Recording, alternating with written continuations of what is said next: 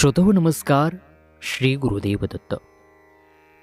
श्रोतो श्री गुरुचरित्र, श्री नवनाथ भक्तिसार, श्रीपाद श्री वल्लभ चरित्रामृत, श्री ज्ञानेश्वरी या सर्व महान ग्रंथाच्या कथासारानंतर आता आपण एक नवीन ग्रंथ, त्या ग्रंथाचा कथासार पाहत आहोत. तो ग्रंथ आहे दत्तप्रबोध. असं म्हणतात की हा ग्रंथ स्वतः दत्तगुरूंनी लिहिला होता.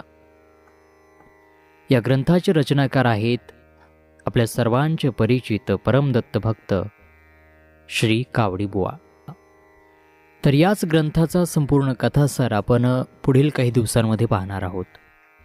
नेहमीप्रमाणेच मराठीमध्ये कथा सांगण्याचा आमचा हा प्रयत्न आहे. जसं आपण मागील कथासारांना, मागील ग्रंथांना प्रेम दिलं, तसंच हा ग्रंथसुद्धा आपण तेवढ्याच उत्सुकतेने ऐकाल हीच अपेक्षा. या ग्रंथाबद्दल आणि ग्रंथाचे रचनाकार यांच्याविषयी आता थोडीशी माहिती बघूयात. या ग्रंथाचे रचनाकार आहेत कावडीबुवा. नगर जिल्ह्यातील पारनेर तालुक्यातील पिसा पिंपळगाव येथील हे मूळचे वतनदार कुलकर्णी. यांचं नाव अनंत सूत विठ्ठल उर्फ कावडीबुवा. कावडीबुवा हे नाव कशामुळं पडलं तर त्याचा इतिहास असा आहे की हे आईवडिलांचे भक्त होते, सेवा करायचे त्यांचे, आणि यांनी आपल्या आईवडिलांना कावडीमध्ये बसवून काशी यात्रेस नेले होते. पुढे आईवडिलांच्या मृत्यूनंतर त्याच कावडीमध्ये त्यांनी विठ्ठल आणि रुक्मिणी यांना ठेवून पुढे संपूर्ण तीर्थयात्रा केली आणि याचमुळे यांचं कावडीबुवा असं नाव पडलं. कावडीबुवा हे परम दत्तभक्त होते. दत्त हे त्यांचे लाडके दैवत आणि त्यांनी दत्तप्रबोध हा महान ग्रंथ रचला. हा ग्रंथ एकूण 61 अध्यायांचा आहे आणि 14,236 यामध्ये ओव्या आहेत. पहिल्या 36 अध्यायांमध्ये दत्त अवतारांचं वर्णन आहे. पुढील 36 ते 50 अध्यायांमध्ये नाथपंथाचं वर्णन आहे, चरित्रलीला आहे, आणि शेवटच्या 10-11 अध्यायामध्ये संत पुरुषांच्या कथा आहेत. असं म्हणतात की दत्तगुरूंनी कावडीबुवांना ब्राह्मण वेशामध्ये दर्शन दिले आणि हा ग्रंथ लिहिण्यास सांगितले. या ग्रंथातील सुरुवातीचे 40 अध्याय हे कावडीबुवांनी उज्जैन येथे लिहिले आहेत. हा ग्रंथ प्रत्यक्ष दत्तात्रयांनी लिहिला असं म्हणतात. तर दत्तगुरूंचं वरदान प्राप्त असा हा दत्तप्रबोध ग्रंथ, या ग्रंथाचं वाचन किंवा श्रवण मनापासून केल्याने कामनापूर्ती होते, इच्छित फलप्राप्ती होते, अशी या ग्रंथाची फलश्रुती आहे. तोच महान दत्तप्रबोध ग्रंथ मराठी कथासार स्वरूपामध्ये पुढील काही दिवसामध्ये आपण श्रवण कराल. तर कशाचाही विलंब न करता थेट पहिल्या अध्यायाला सुरुवात करूया. पण तत्पूर्वी पुढील काळामध्ये प्रत्येक अध्यायाची नोटिफिकेशन आपल्याला मिळावी यासाठी चॅनल सबस्क्राईब करून सोबतच्या बेल आयकॉनवरती प्रेस करून ऑल सिलेक्ट करा. त्यामुळे जेव्हा आम्ही अध्याय अपलोड करू तेव्हा त्याचे नोटिफिकेशन आपल्याला मिळेल आणि आपण तो श्रवण करू शकाल. चला थेट अध्यायाला सुरुवात करूयात. श्री दत्तप्रबोध. अध्याय पहिला. ग्रंथरचनेसाठी कृपाप्रसादाची मागणी. अध्यायाला सुरुवात करूयात.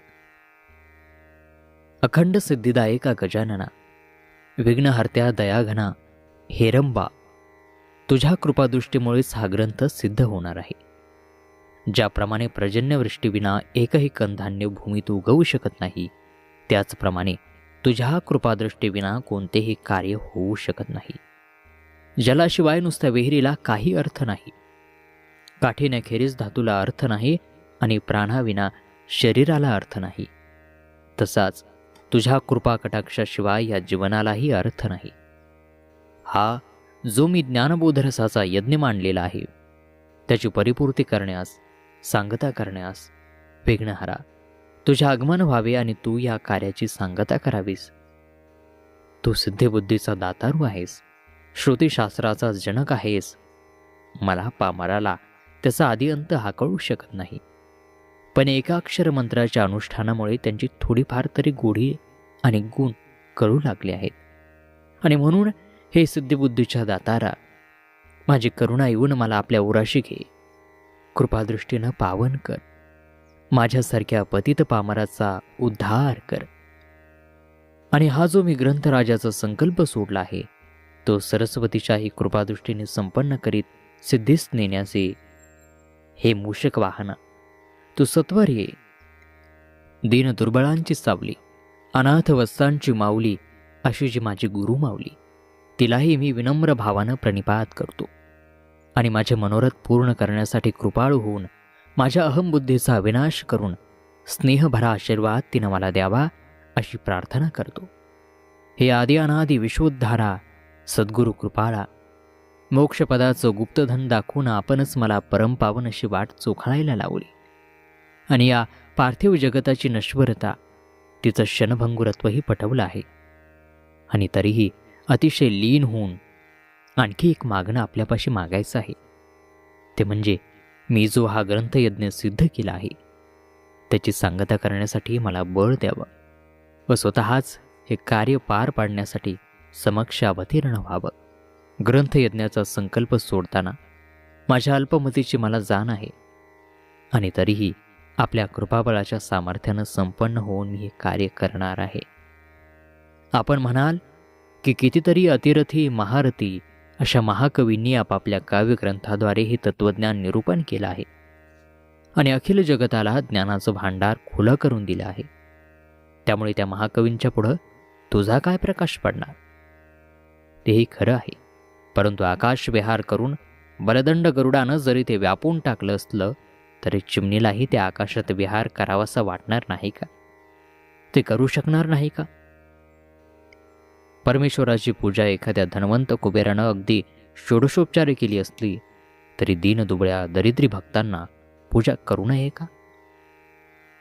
ज्याला त्याला आपल्या कुवतीप्रमाणे भगवतभक्ती करण्याची पूर्ण मुभा आहे. म्हणून हे भगवंता, माझ्यात जे न्यून आहे ते पूर्ण रूप करण्याकरता येईल. आता वंदन माता पित्यास, ज्यांनी अनेक हालअपेष्टा सोसून कष्ट यातनांना तोंड देऊन सर्व कोड कौतुक पुरविलं, प्रेमाने संगोपन केलं, पैसे वेचून शिक्षण दिलं, नावलौकिक मिळवून दिला, त्या जगदवंद मातापित्यास साष्टांग प्रणिपात. त्यांच्याही प्रेरणेनं, त्यांच्या आशीर्वादाच्या सामर्थ्यानं मी हा ग्रंथयज्ञ यथाशक्ती तडीस नेईन. शेवटी हे चित्तचालका, चैतन्य घना, हृदयनिवासी नारायणा, तुझ्या कृपा कटाक्षावर सर्व काही अवलंबून आहे.